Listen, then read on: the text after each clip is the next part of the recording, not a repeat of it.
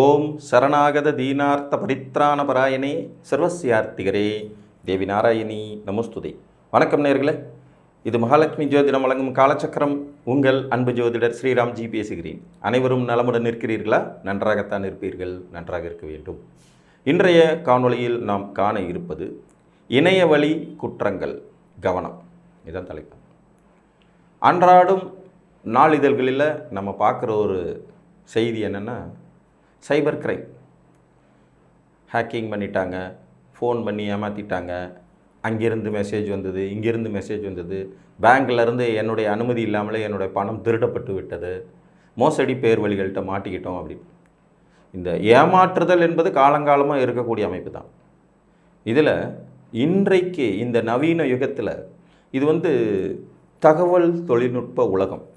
தகவல் தொழில்நுட்பம் ஒரு காலத்தில் நம்ம ஒரு வங்கி சேவையை பயன்படுத்தணும்னா மணிக்கணக்கில் போய் அங்கே க்யூவில் நிற்கணும், வெயிட்டிங்கில் இருக்கணும். ஆனால் இன்றைக்கி அது ஃபிங்கர் டிப்ஸ், விரல் நுனியில் வந்துடுச்சு. அதனாலேயே நிறைய ஆபத்தும் வந்துடுச்சு. பணத்தை நாம் தொட்டு பார்க்குற நேரம் ரொம்ப குறைஞ்சி போயிடுச்சு. பணத்தை தொட்டு பணத்தை எண்ணி கட்டுக்கட்டாக வச்சு அதெல்லாம் போயிடுச்சு. எல்லாமே அக்கௌண்ட் டிரான்சாக்ஷன் அப்படிங்கிற நிலையில் வந்துடும். இந்த மாதிரியான காலகட்டத்தில் ஒரு சிறு சொடுக்கு, ஒரு தவறான அழுத்துதல் கூட உங்களுடைய மொத்த எதிர்காலத்தையும் கேள்விக்குறியாக்கிற அளவுக்கு உங்ககிட்ட நிறைய ட்ராஜடியை உருவாக்கிறதுக்கான வாய்ப்புகள் உண்டு. ஸோ இந்த இணையவழி குற்றங்கள் ரொம்ப பெருகி போயிடுச்சு. இது வராத நாளிதழே இல்லை டெய்லியும் அப்படிங்கிற லெவலில் அன்றாடம் வருது. இன்றைக்கு கூட காலையில் ஒரு நாளிதழில் பார்த்திங்கன்னா கோடிக்கணக்கான பணம் திருட்டு போயிடுச்சு இணைய வழி. இதில் பல பேர் கம்ப்ளைண்ட் பண்ணுறாங்கங்கிறது மாவட்ட வாரியாக பிரித்து போட்டு வச்சுருக்காங்க. இந்த இணையவழி குற்றங்களினால் பாதிக்கப்படும் கிரக அமைப்பு எது? உங்கள் ஜாதகத்தில் இந்த அமைப்பு இருந்ததுன்னா நீங்கள் எப்படி கவனமாக இருக்க வேண்டும் அப்படிங்கிறத பற்றி தான் இன்றைக்கி நம்ம சொல்ல போகிறோம். இது ஒரு விழிப்புணர்வு பதிவு. எல்லாருக்கும் இது நடந்தே தீரணுன்ற அவசியம் இல்லை. ஆனால் நீங்கள் விழிப்புணர்வாக இருந்தால் அதை தவிர்க்க முடியும். பொதுவாக இணையத்தை பயன்படுத்துவது, இந்த வெப்சைட்டுகளை பயன்படுத்துறத முதல்ல கொஞ்சம் கம்மி பண்ணிக்கிறது நல்லது. எல்லாருமே ரொம்ப ஒரு மாதிரி இணைய வழி மோகத்தில் மூழ்கியே போயிடுறோம் அப்படின்னு சொல்கிறோம். ஒரு புள்ளி விவர கணக்குப்படி ஒரு சராசரி மனிதன், அதுலேயும் இந்தியர்கள், ஒரு சராசரி இந்தியர் ஒரு நாளைக்கு 6 மணி நேரத்துக்கு மேலே இணையத்தை பயன்படுத்துகிறாரு. இதில் கிட்டத்தட்ட 4 மணி நேரம் வெட்டியாக பயன்படுத்துகிறாருங்கிறது மாதிரி வரும். ஒரு 4 ஹவர்ஸ் உங்கள் வாழ்க்கையில் உங்களுடைய அன்றாட வேலையையும் தாண்டி வேஸ்ட்டாக இணையத்திற்கு சும்மா எதையோ பார்க்குறதுக்காக நேரத்தை கடத்துகிறீர்கள்ங்கிறது மாதிரி வரும். பொதுவாக இணையத்தை சரியானபடி, அறிவியல்ங்கிறத எப்போவுமே பார்த்திங்கன்னா இருமுனை கத்தி மாதிரி தான். அறிவியல் வளர வளர மனிதர்களுக்கு நிறைய சௌகரியங்களும் கிடைக்கும், அதே நேரத்தில் நிறைய பிரச்சனைகளும் உருவாகும். நம்ம சௌகரியத்தை எடுத்துக்கிட்டு பிரச்சனைகளை நமக்கு நிகழாமல் தடுத்தோம். இணையவழி குற்றங்களுக்கு காரணக்கர்த்தா யாருன்னு கேட்டிங்கன்னா 2 பேர் தாங்க, புதனும் ராகுவும். கம்ப்யூட்டரை ஆட்சி செலுத்தக்கூடிய கிரகம் புதன். இந்த புதனுடைய ஒரு இயல்பு என்னென்னா, இவர் நல்லவர்களோடு சேர்ந்தால் நல்லவர், கெட்டவங்களோட சேர்ந்துட்டார்னா இவரை மாதிரி கெட்டவரை பார்க்கவே முடியாது. கத்தியின்றி ரத்தமின்றி யுத்தம் ஒன்று வருகுதுங்கிறது இவர் தான். யாரையும் அடிக்க மாட்டார், துன்புறுத்த மாட்டார், கட்டி போட மாட்டார், கத்தி எடுத்து மிரட்ட மாட்டார். அறிவுசார் திருட்டு அழகாக லவட்டிக்கிட்டு போயிடுவார். அவர் ராகுவோடு சேர்ந்து இருக்கும்போது இந்த இணையவழி குற்றங்கள் அதிகரிக்கும். நான் பல காணொளிகளில் சொல்லியிருக்கிற ஒரு விஷயத்தை இந்த இடத்துல உங்களுக்கு ஞாபகப்படுத்துகிறேன். இன்றைக்கு இந்த யுகத்தை ஆண்டு கொண்டிருக்கும் கிரகம் ராகு.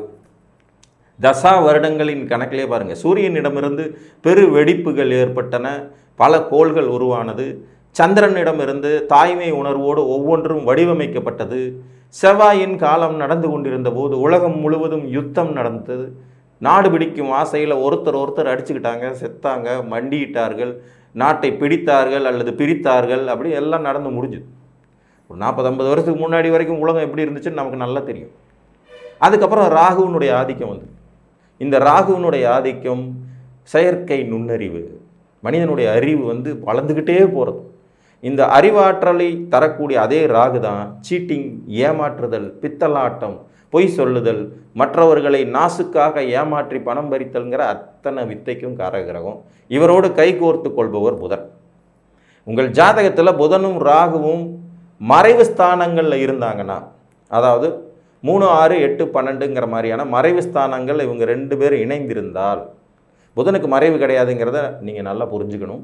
ஆனால் ராகுவோடு சேர்ந்து இவர் இருந்தார்னா நீங்கள் இணைய வழி ஏமாற்றத்தை சந்திக்க போகிறீர்கள்னு அர்த்தம். புரிஞ்சுதுங்களா? புதனும் ராகுவும் மறைவு ஸ்தானங்களில் இணைந்திருந்தால், இங்கே இணைவு அப்படிங்கிறதுக்கு எத்தனை டிகிரிங்கிறதையும் விளக்கம் கொடுத்துட்றேன். 5 டிகிரிக்குள்ளே இவங்க 2 பேர் இருக்கணும். 2 நட்சத்திர பாதங்களுக்குள்ளே இருக்கணும். இதுலேயும் ஒரு நுணுக்கம், ஒரே நட்சத்திரத்தின் இருவேறு பாதங்கள் இவங்க இருந்தாங்கன்னா இந்த இணைவு ரொம்ப ஸ்ட்ராங்கானது.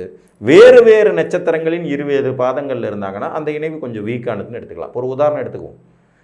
ஒரு மேசலக்ன ஜாதகம், 8ஆம் இடத்துல ராகுவும் புதனும் இருக்காங்க. 6 8ல் புதன் விசாக நட்சத்திரம் 4ஆம் பாதத்தில் இருக்க, ராகு அனுச நட்சத்திரம் 1ஆம் பாதத்தில் இருக்கார். இதுவும் இணைவு தான், ஆனால் 2 பேரும் வேறு வேறு நட்சத்திரங்கள் இருக்காங்க. இதுவே புதன் அனுச நட்சத்திரம் 2ஆம் பாதத்தில் இருக்க, ராகு அனுச நட்சத்திரம் 3ஆம் பாதத்தில் இருக்காரா, இது ஸ்ட்ராங்கான இணைவு. பாதகாதிபதியினுடைய தன்மையில் 2 பேரும் இணைந்திருக்கிறார்கள் அப்படிங்கிற அடிப்படையில் வரும். இப்போ இந்த ஜாதகருக்கு ராகு திசையோ புதன் திசையோ ராகு புத்தியோ புதன் புத்தியோ நடக்கும் காலகட்டங்களில் மிகப்பெரிய சீட்டிங், ஏமாற்றில் மாட்டக்கூடிய வாய்ப்பு. சீட்டிங்னா இந்த புதன் ராகு காம்பினேஷன், இதில் இணைய வழி குற்றங்கள் நிறைய வரும். இப்போல்லாம் பார்த்தீங்கன்னா கண்டபடி ஏமாத்துறாங்க. திடீர்னு ஒரு ஃபோன் கால் வருது, நாங்கள் உங்கள் பாம்பே ஹைகோர்ட்லேருந்து உங்களை கூப்பிட்றோம், உங்களுடைய குரியரில் மிஸ்டேக்கான பொருட்கள் கடத்தப்பட்டிருக்கு, உங்கள் மேலே எஃப்ஐஆர் ஃபைல் பண்ண போகிறோம், உடனடியாக அரெஸ்ட் பண்ணிவிடுவோம், நீங்கள் உடனே வெப் கேமரா மூலமாக வீடியோ காலில் வாங்க அப்படிங்கிறாங்க. உடனே போலீஸ் அதிகாரிகள் மாதிரி ஒரு தோற்றத்தில் வந்துக்கிட்டு நீங்கள் ரொம்ப பாவம் சார், அதனால் நீங்கள் குற்றம் செய்யலைன்னு ஒத்துக்கிறோம், இந்த அக்கௌண்ட்டுக்கு இவ்வளோ பணத்தை அனுப்புங்கன்னு சொல்லிலாம் மிரட்டுறாங்களாம். உங்கள் கடவுச்சொல்லை சொல்லுங்கள், ஓடிபி நம்பரை சொல்லுங்கன்னு சொல்லி டெய்லி ஒரு 10 ஃபோன் வராததில்லை. இதுக்கப்புறம் பார்த்தீங்கன்னா பங்குச்சந்தையில் நீங்கள் இவ்வளோண்டு காசு போடுங்க, இவ்வளோ காசு ரிட்டர்ன் தரோம், அவ்வளோ காசு ரிட்டர்ன் தரோன்னு சொல்லி மூளைச்சலவை செஞ்சு ஏமாற்றி பணம் பறிக்கிறாங்க. சும்மா விளம்பரம் பார்த்தீங்கனாலே உங்களுக்கு காசு வந்துருங்கிறாங்க. ஒரு 4 பேருக்கு மெசேஜை ஃபார்வேர்ட் பண்ணி விட்டிங்கன்னா உங்களுக்கு காசு வந்துருங்கிறாங்க. நாங்கள் சின்ன பிள்ளையில் இருந்த காலத்தில் இந்த மாதிரியான பித்தலாட்டங்கள் ஏமாற்று வேலையெல்லாம் இருந்தது. ஆனால் அளவு ரொம்ப குறைவாக இருந்தது.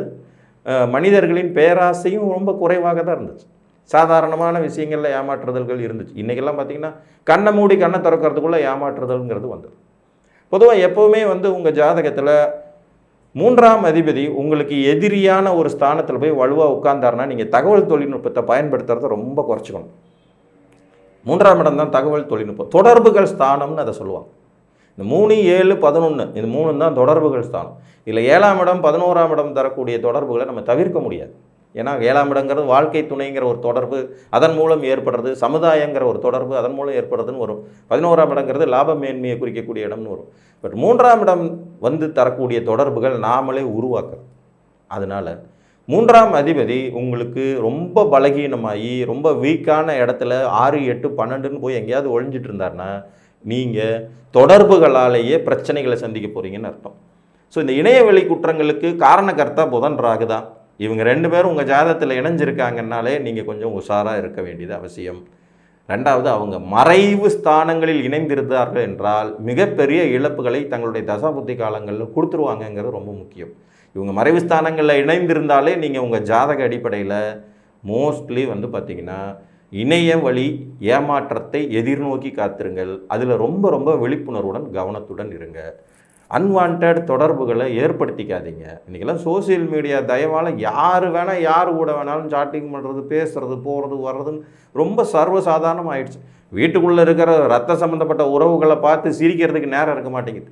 அமெரிக்காவில் இருக்கிறவனுக்கு யாருக்கோ குட் மார்னிங்கும் குட் நைட்டும் அனுப்பிச்சிக்கிட்டு உட்காந்துட்ருக்கோங்கிற மாதிரியான ஒரு மிகவும் வருந்தத்தக்க விஷயங்கள் நடந்து கொண்டிருக்கின்றன.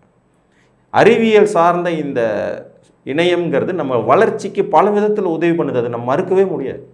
நீ எங்கேயோ உட்காந்துக்கிட்டு ஒரு ஜோதிட வீடியோ பார்க்குறதுக்கு கூட இணையம்தான் உதவி புரிகிறது. அறிவியல் சார்ந்த எத்தனையோ விஷயங்கள், படிப்பு சார்ந்த எத்தனையோ விஷயங்களில் நீங்கள் ஒரு விழிப்புணர்வை ஏற்படுத்தி கொள்ள உதவி புரியும் அதே இணைய தகவல் தொழில்நுட்பங்கிறது உங்களுடைய வாழ்க்கையவே புரட்டி போடுற மாதிரியான குற்றச் செயல்களில் மாட்டிக்கிறதுக்கான வாய்ப்புகளையும் உருவாக்குது.